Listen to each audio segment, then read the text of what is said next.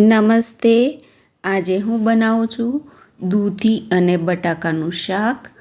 અને એના માટે મેં એક કૂણી નાની નાની દૂધી લઈ લીધી છે, 2 બટાકા, 2 ટામેટાં અને એ બધું સરસ સમારી અને ધોઈ લીધું છે. કઢાઈમાં તેલ નાખી દીધું છે. 1 ચમચી રાઈ, 1 ચમચી જીરું, ચપટી હિંગ અને હળદર પાવડર એડ કરી લીધો છે. આદું અને મરચાંની પેસ્ટ બધું જ સરસ સાંતળી લીધું છે. 2 નાના ટામેટાં સમારી અને એડ કરી દીધા છે. એને પણ સરસ સાંતળી લેવાના છે. હવે સ્વાદ અનુસાર મીઠું, એને પણ મિક્સ કરી લેવાનું છે. અને જે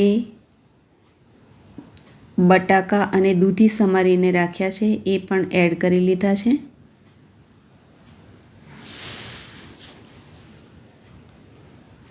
તમને એક રિક્વેસ્ટ કરીશ ફ્રેન્ડ્સ કે મારી ચેનલ પર નવા હોય તો મારી ચેનલને સબસ્ક્રાઈબ કરો, મારા વિડીયોને શેર કરો, કોમેન્ટ કરો, લાઈક કરો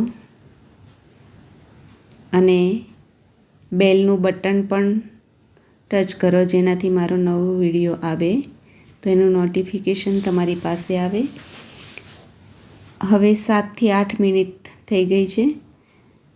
હજી દૂધી અને બટાકા કડક છે, ચડ્યા નથી. ફરીથી 4-5 મિનિટ માટે ફરીથી ઢાંકણ ઢાંકી અને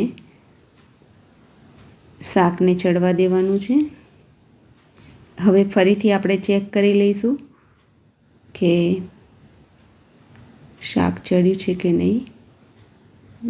હવે શાક ચડી ગયું છે. તો દૂધી અને બટાકાનું શાક ચડી અને તૈયાર છે.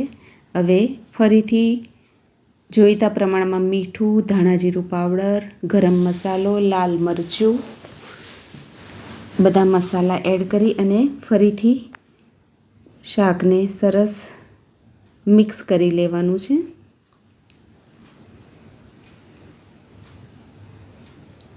હવે ઉપરથી ધાણા એડ કરી લીધા છે.